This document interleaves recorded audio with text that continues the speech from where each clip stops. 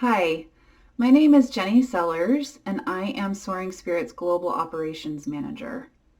And welcome to this quick video on being newly widowed.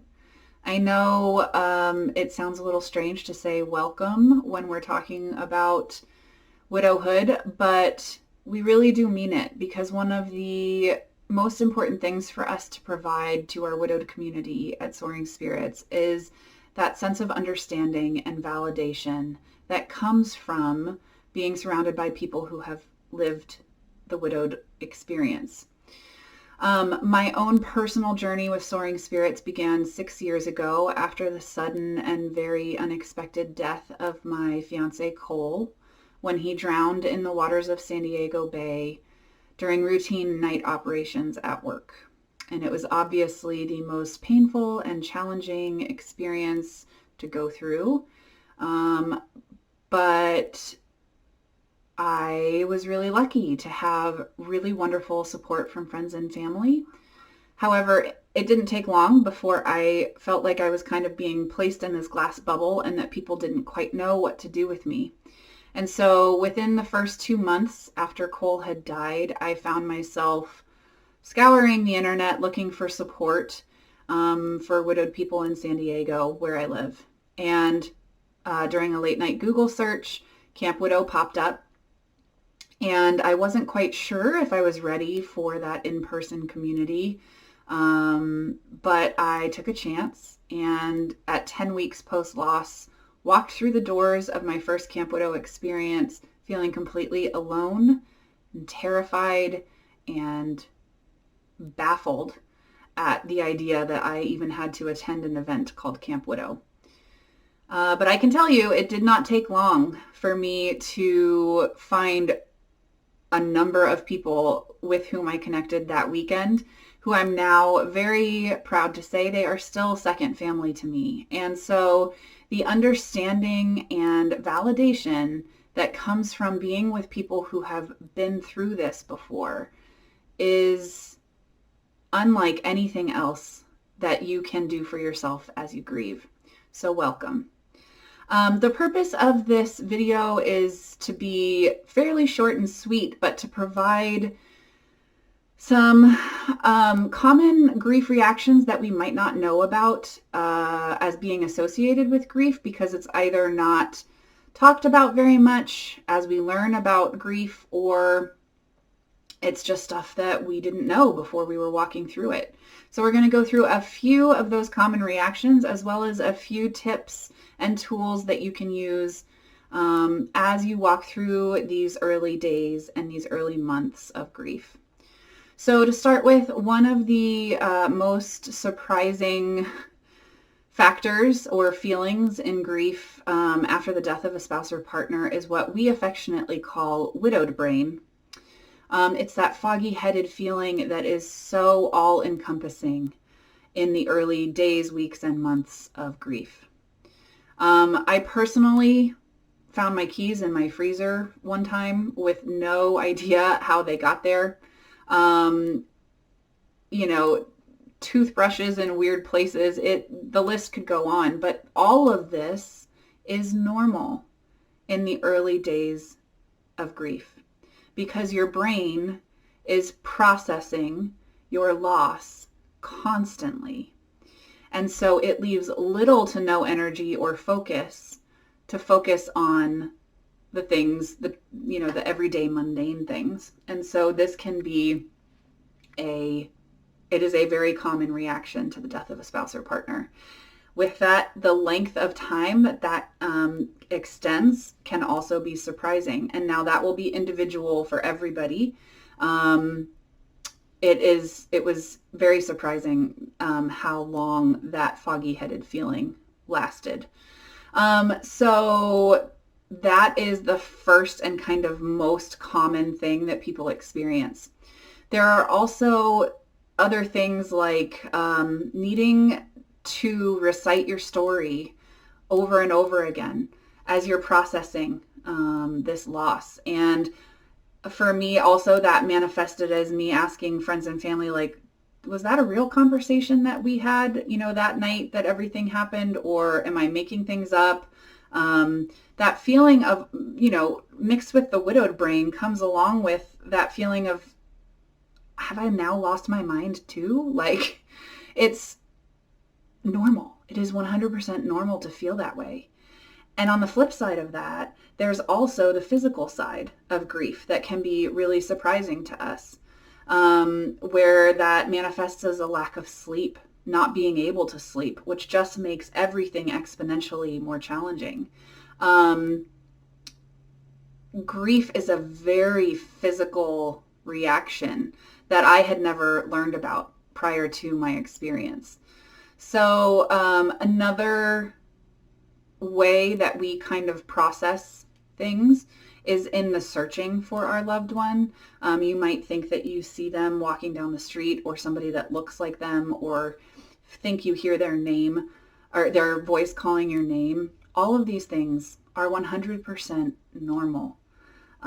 So just some, validation for you that a lot of these types of things aren't openly discussed, but are very common. And so how can we handle some of these things? How can we, help support ourselves through all of this? Well, number one, first and foremost, is to be gentle with yourself. In grief, we have such high expectations that we place on ourselves, in life in general, but then you add grief on top of that, and it is completely unattainable. So please be gentle with yourself. One of the ways that you can do this is by treating yourself the same way you would treat a best friend or family member who is going through the similar loss. When you start looking at it through that lens, it almost certainly invites a gentler, more kind approach to yourself as you're going through this. Find healthy anger vents. There's so much emotion that's built up throughout our grief experience. And anger is one of those things that is 100% normal. But if we don't find ways to release it healthfully, it will release itself in non-healthy ways. So an idea surrounding this would be to find a local kickboxing class or a boxing class of some kind, or to find a pillow and scream into your pillow. Anything you can do to release some of those pent-up emotions. Crying all the time, not being able to make it through the day without crying in these early months is 100% normal, but also not being able to cry is normal as well. So what you might be hearing in all of this is that there's no one right way to grieve. And that is so true. As long as you are not harming yourself or others, it is 100% fine with whatever ways you can find to comfort yourself. And with that, I'd like to leave us on the idea of erasing the word should from your vocabulary. Kind of touching base on that idea of those high expectations we have for ourselves. There are so many times in grief where should enters in erroneously into our inner dialogue. Taking the crying example, I should be able to make it through the day without crying by now. Or I should be able to shed a tear. What's wrong with me? I should be able to fill in the blank. It's been 2 months. I should be able to go back to work by now. I should be able to pick up my kids from school every single afternoon like I always used to before. The word should implies a sense of self-judgment. It implies negativity, and it implies shame. So the first step in kind of combating that is to be aware of how frequently that word enters your inner dialogue. And once we become more aware of all of the judgment that comes with that word and how frequently we use it with ourselves, we can kind of start to cancel that out a little bit by just saying, you know what, I'm doing the best that I can, and that's okay. And today I gave it my all. I got out of bed, and good for me. And on that note, congratulate yourself for every little single thing, every big win, every small win during these early months. Congratulations on getting out of bed today. Really. Congratulations on taking a shower. Congratulations on making it 2 steps outside your front door, even if that means turning right around and going back inside. And if you didn't get to any of those things today, 100% fine. You can try again tomorrow. Please, please, please be gentle with yourself through these early days, weeks, and months. And know that we are here for you at Soaring Spirits. We have so many different programs and resources. One of the ones I want to highlight on this video is our Newly Widowed packet, which can be mailed to you free of charge. You can request it on our website, soaringspirits.org. There's a giant button on our homepage that says request a Newly Widowed packet. And it comes full of information, kind of like what we're sharing here, but also it comes with notes from other widowed people and ideas about how to organize the support that's being offered to you during these early days, as well as, financial. It comes with a checklist, a Newly Widowed checklist that you might use to help you as you deal with some of the financial things that are coming and the business side of death.